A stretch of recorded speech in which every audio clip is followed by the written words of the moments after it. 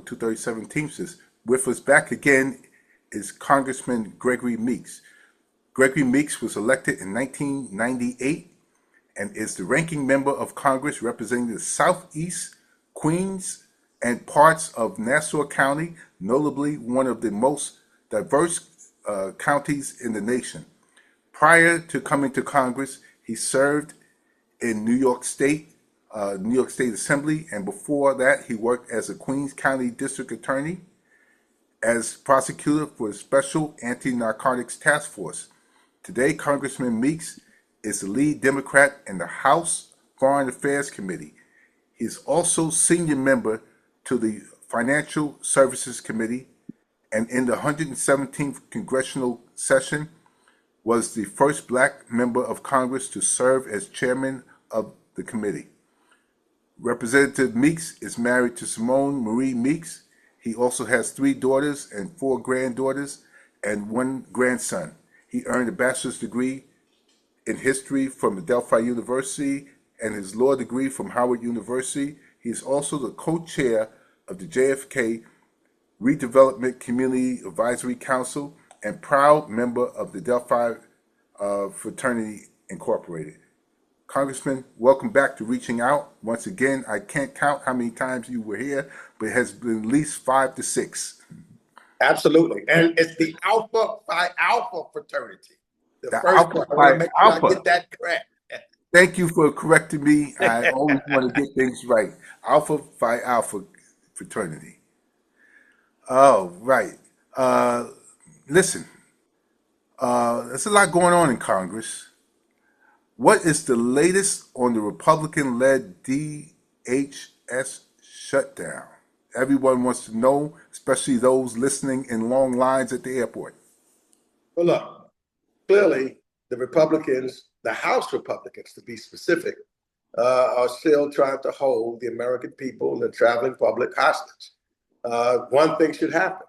There was a bipartisan bill that was passed out of the Senate. 100%.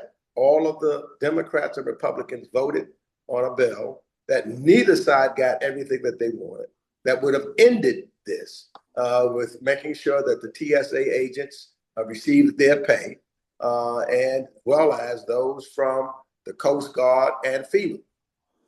The MAGA Republicans, led by Speaker Johnson, well, actually really led by the de facto Speaker, the President of the United States, Donald Trump, he's the de facto Speaker, decided they weren't going to sign on to this and allowed this shutdown to continue.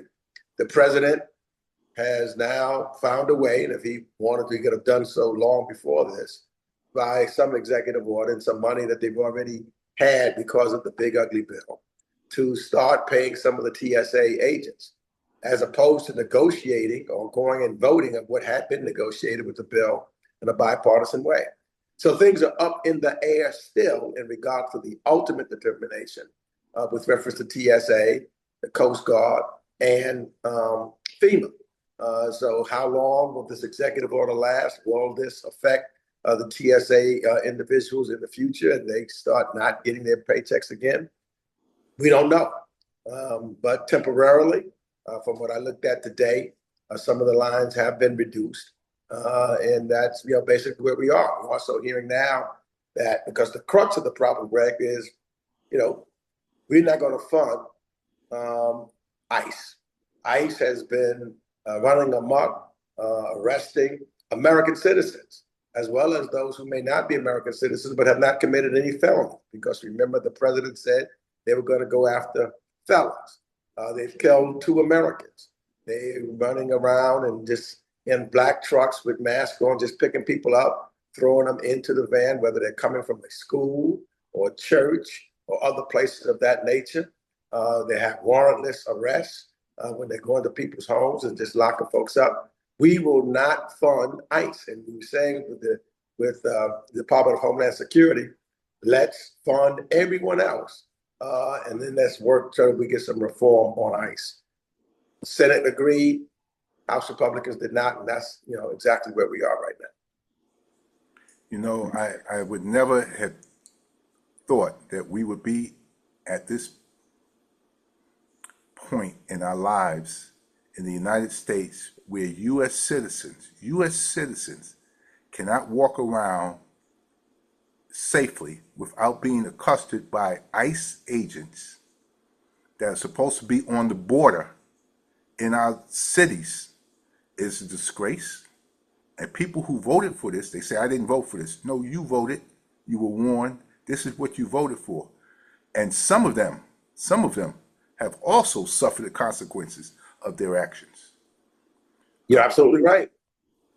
And it's now showing in the polls where Donald Trump is down to 31% on how he's handling business in the United States of America. You're absolutely right.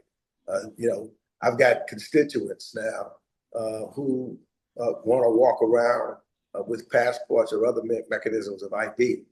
So if they're stopped, so it reminds me of apartheid in South Africa, where you could not walk around free. You had to have some form of ID that they would pick you up and throw you in, even if you're an American citizen. So it is unbelievable where we are right now. Well, they're walking around with their passports, but these guys are so arrogant and ignorant that they would say the passport is not legal. So they would take their passport and good luck trying to get another one back.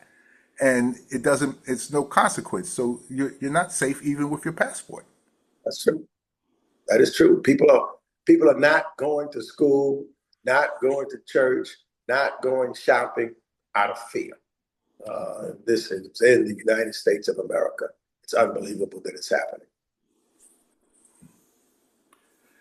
How detrimental is the SAVE Act to voting rights? The SAFE Act basically is Jim Crow 2.0. We know that Jim Crow put up every barrier to prevent specifically African Americans from voting. Well, this is the same kind of thing that is taking place now, but it will affect, of course, poor people, of course, people of color, but also women, all those that had to fight for their right to vote. It's going to affect each and every one of them. Your driver's license would not be accepted as usable ID, although what this president has said, probably if you have a hunting license, that would be appropriate ID, just showing you that he's going after specific people. But what it says is that most forms of ID that people utilize every day would not be acceptable for you to vote. That you have to have a birth certificate. Now, if you have a birth certificate, but you're a woman who has been married and you're not using your maiden name, of course, it won't be on your birth certificate. So your birth certificate would not be a way to verify your ID based upon the SAVE Act. If, in fact, you are poor, the only way that you could get, only ID that you could get is a passport. That costs a lot of money for some. And we know the lines and the length of time it takes to even get a passport in those days. So you would not be eligible to vote in this primary election. And it's a search for a solution that's no problem. That's not a problem. This is, again, Donald J. Trump, who actually lies talking about elections or election problem, that elections are being stolen or people are voting illegally. We've had case after case in courts, individuals investigating this from the FBI and others, and there has been no finding of fraud. Very few, one or two issues, two cases, I should say, and those individuals were prosecuted. So this is something that is brought to the American people and by this president, basically trying to suppress the vote as opposed to making sure that everybody that is eligible to vote has an opportunity to vote. It also tries to end vote by mail. He was the president in this last election, voted by mail, but he wants to take away that right and take away the rights from states because the Constitution says the states make that determination, not the federal government. So again, this is part of the MAGA deal, Make America Great Again. taking us back to a time when everybody who was American and in the city could, in this country, could not vote. We don't want to go back to those times of Jim Crow, where I saw my father for years until he was adult, who could not vote in the South. And so we don't want to go back to those times. And I should add, Greg, that's another reason why we have a problem and couldn't agree on even the TSA issue, which we talked about before, because the president gave the mandate to the Republicans in the House that they should not agree to anything unless he gets his so-called SAVE Act passed in Congress. So that's it's devastating, and all Americans should be concerned about what this president's trying to do. It's unconstitutional, it's unlawful, and I think that we'll win that issue in court. So we have solutions in search of problems. That's correct. Some of us have not seen our birth certificate since Little League Baseball. We used to ask for it. That's true. I didn't think about that, but you're absolutely right. Yeah. So lowering the cost for American people was a campaign pledge of Donald Trump. Now, and you can't answer for him, but where do we stand now? Because my wallet says prices have gone up. Well, every promise that Donald Trump ran on has been violated, basically. Starting right off with Donald Trump's tariffs, which are a tax on the people. That has caused prices to go up all across the board, starting with his so-called tax reform, where he is giving tax breaks to basically to his friends, the billionaires of the world. Those are the ones that benefit from this tax breaks and the tax cuts that he put forward. And you hear them talk always about no tax on tips, etc. But they don't tell you that, number one, if one person in the family is not paying tax on tips, the other person in the family do. And most importantly, that expires. It's not permanent. It expires right after this midterm election. So it was only good for 2 years. Whereas the only tax cuts that were made permanent were the tax cuts for the rich. So again, it's making it more expensive for the average everyday American. Then you look at what he's done with his war of choice and what that has done. Gasoline prices have raised over 35 to 40%, more than $1 more than it was before. That's affecting average everyday Americans and what their cost is just to get to and from work. The cost of food is going up, and also because of the war, will continue to go up because with the Strait of Hormuz closed, fertilizer along with oil can't get through, meaning that the farmers now have to pay more, which means the cost of food with the tariffs continue to go up, and the cost of living is high. Then you add on to the big ugly bill that was passed and what that does for healthcare, the cuts that will take place at Medicare and Medicaid and SNAP benefits, a lot of individuals. So all of that is at stake and will be reduced in regards to that. The cost of rent and even buying a home, interest rates and mortgages has all gone up under this president. So everything, if you look at the economy that the president said he would work with and reduce, has gone up tremendously. The cost of living for the average hardworking American, especially individuals. That's part of your great local and Union 237. You're listening to Reaching Out with Gregory Floyd.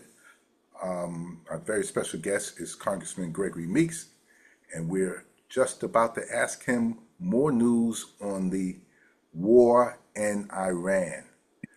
Can you tell us why we went to war with Iran? No, I can't tell you. Now I'm on the committee of jurisdiction. Greg, since this war, before the war, and since the war's gone on, we've not had one hearing on the House Foreign Affairs Committee, not one. So much so that last week I challenged the chairman of the committee, the Republican chair of the committee, as to why we didn't have one, why we didn't have witnesses that have been involved in the decision making of going to war before us in Washington, D.C.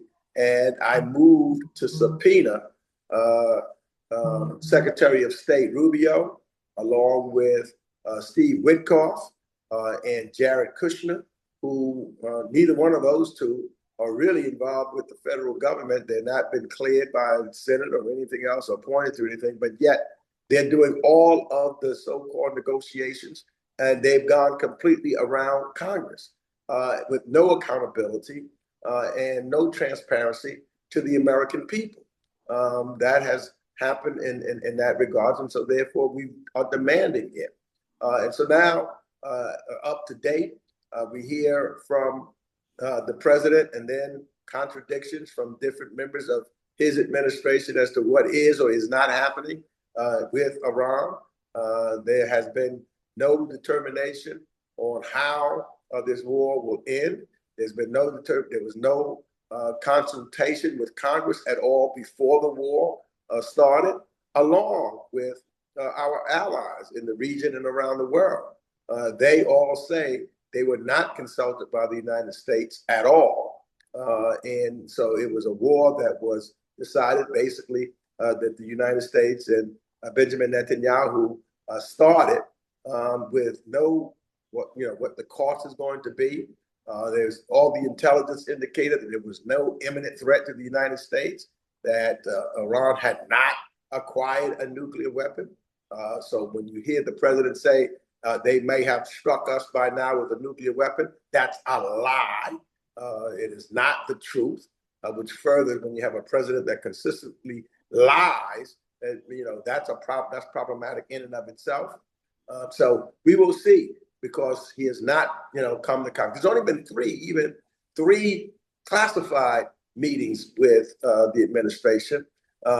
One of those was just with the so-called Gang of Eight, meaning only 8 members of Congress from the leadership positions were there.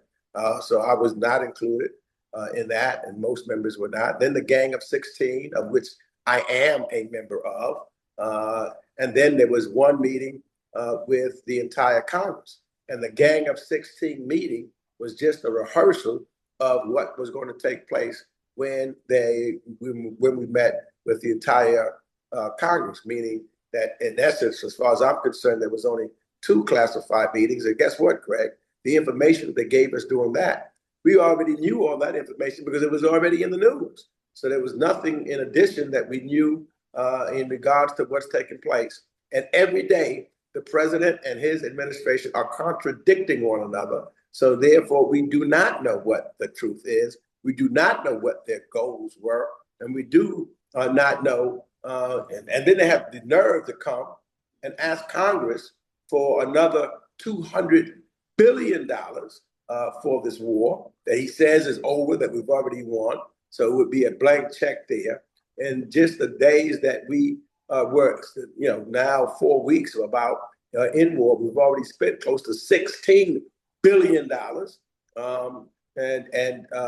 and growing. And that's enough money if we wanted to. That you talk about healthcare, that would have taken care of a year of the tax credits that individuals could have received for their health care benefits under the Affordable Care Act. So this is a run-amok government, and I believe a president that is running a criminal enterprise from the White House, because the only one that's benefiting from anything is not the American people, but his family, his family, and his close friends. Well, there are a couple of rulings that came down. One, that he has to fund PBS and public broadcasting. And the second is that he cannot build this grand ballroom larger than what's left of the White House. Absolutely right. All of these are arbitrary and capricious decisions that he's made. We just had over this past weekend where worldwide people came out, even those that's not in the United States, but saying that there should not be. This country does not have a king. And it was a no king's day. He cannot make decisions arbitrarily and capriciously because he has a whim or a feeling. The White House does not belong to Donald J. Trump. The White House belongs to the people of the United States. And as the judge's ruling indicates, he should not have knocked down the east wing of the White House to put a ballroom without the approval of Congress and do it arbitrarily, capriciously. He claims, to me, it's an ethics violation, even trying to go out to get private money to build it. That's what he talks about all the time, because those individuals give the money because they want to do business with the United States government, where they will make billions of dollars. So the return on their investment of giving the president what he wants will be great for them, but not for the people, not for the average, everyday working people of the United States of America. So these court decisions, paying PBS, which is vitally important for freedom of the press and freedom of statements of what they make, and I think that they do it better than a lot of folks because it's completely impartial, etc. So the courts have been, especially the lower courts, have been ruling very substantially in our favor, and we'll see. I know they probably will appeal to the Supreme Court, but I believe some of this is so egregious. Even the Supreme Court, where he has appointed a lot of those judges thereon, will have to say that what he's doing is completely illegal. So we have a couple of minutes left. I make predictions. Will the Mets win the World Series today? We already know that's not going to happen this year. Well, I keep hope alive. You lose your closer. Listen, even if we would go to the championship, National League Championship, like we did a couple of years ago, can you imagine the trumpets playing against you? Dun, dun, dun, dun, dun, dun. And here comes the man that we allowed to go away, our former closer, to close the gates on us. So, I mean, I don't see how you win that situation. Well, look, it is about pitching, especially when they get to the playoffs. So then, there's still some deals that can be made through. I'm hoping that, that Soto will have a huge year because he got to, hit the ball. And I think that we've got some opportunities there. But as and I look at the Eastern Division, of which we are a part of, I think we can compete. I think the big question for all of the teams in the National League, especially, but probably in the whole league, is can you beat the Dodgers? That's the big threat. That's it. Can you beat the Dodgers? And at what point will you face the Dodgers? Yeah. We'd be fortunate to face the Dodgers again in the National League Championship, where we fell 2 games short. That was a very good year for us. Yeah, that was a good year. But I do want to win like you. I want to get into the World Series. I'd like to see another Subway Series, to be quite honest with you. That'd be good for New York and move there, and get that done. We've got some things that are going on here around Citi Field, which is great. So we're going to have 2 new casinos in Queens, resorts, which falls right into our neighborhood in southeastern Queens. And it's going to create many jobs, as well as, what the Mets is doing, Mr. Cohen, in around Citi Field, a new soccer stadium coming up also. So I look at it from 2. I want to win the World Series, our World Series with all New Yorks, because that then brings and helps our overall New York City economy, create jobs and opportunities. So we can then move forward and take care of people that need help, build more housing so that people can have affordable places to live, which is all important for the city of New York. So the Mets become an integral part of the economic stability of the city of New York. That's why we got to win. Great vision. And on that, we're going to say it's been a nice show. You've been listening to Reaching Out with Gregory Floyd, a very special guest, Congressman Gregory Meeks. Thank you, and come back anytime. Thank you. Thank you for having me, Greg. Always good to be with you. And thank you for your leadership, which is tremendously important in the city of New York, the way you lead individuals and take care of those, especially those in NYCHA. I'm a NYCHA child. I grew up Right. That's right. So I appreciate your leadership, how you take care of the workers of your great union. Thank you very much. Appreciate it.